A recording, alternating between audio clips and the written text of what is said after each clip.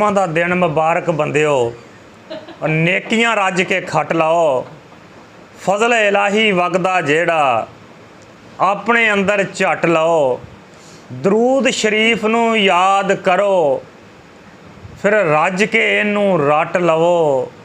ते मक्खण जट्टा दुनिया फानी, मक्खण जट्टा दुनिया फानी, ओ दिल तो इनू वट लो।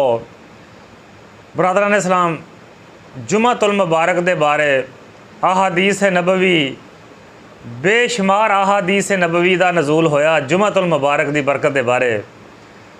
चूँकि जुम्मे नूं मुसलमानों की ईद भी आख्या गया वा।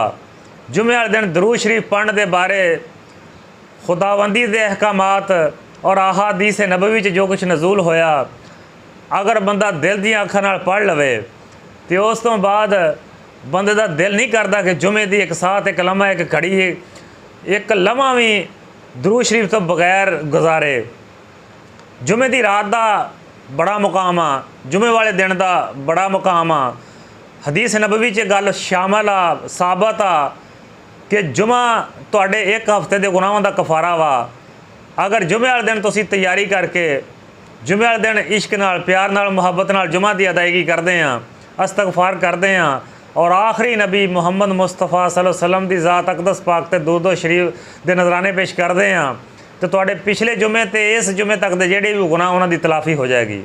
और अहादीस नबवी तो एक बात होर साबत आ जिहड़ी खसूसी अज तुहाडे नाल डिस्कस करनी चाहना वा कि मुस्लिम शरीफ की हदीस आ कि जेडे शख्स नूं जुम्मे की रात या जुम्मे वाले दिन मौत आ गई वो कब्र के आज़ाब तो महफूज रहेगा।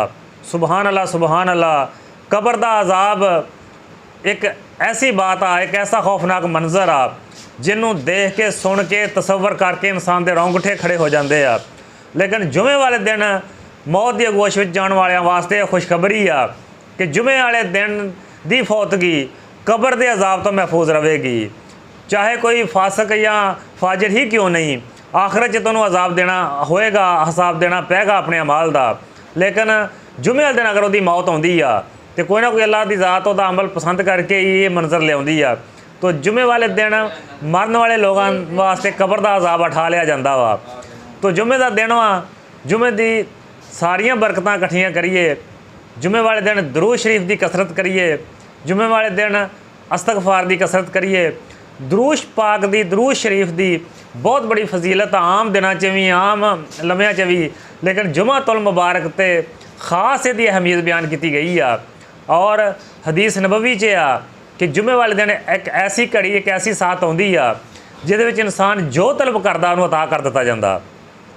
तो पूछा गया कि वो घड़ी किहड़ी आ, तो फरमाया जुम्मे की नमाज की अदायगी दे विच ही एक ऐसी घड़ी आउंदी आ जिहदे च जो अल्लाह की ज़ात को तलब किया जाए अल्लाह की ज़ात वो पूरी कर दिंदी आ, साइल की मुराद पूरी हो जाती आ।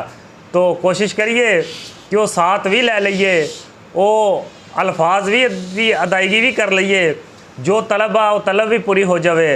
जेडे बीमार आ वो अपनी शफायाबी की दुआ करन, जेडे मुहताज आ अपनी मुहताजी की दुआ करन, जेडे मुसाफर आ अपने देश की दुआ करन, तो जेडे रिज़्क की कमी च फसे हुए आ वो रिज़्क वसी की दुआ करन। तो अल्लाह इज़्ज़त जी सानू इन्हां खास लम्हिਆਂ तो खास घड़ियां तो फ़ायदा चुकण की तौफीक अता फरमावे। इस नाल ही तमाम अहले इस्लाम नूं जुम्मा मुबारक, मेरे वालों तमाम मुसलमानों नूं जुम्मा मुबारक। तो इजाज़त चाहांगा, अपने मेज़बान मक्खण जट नूं इजाज़त दिओ। अस्सलामु अलैकुम।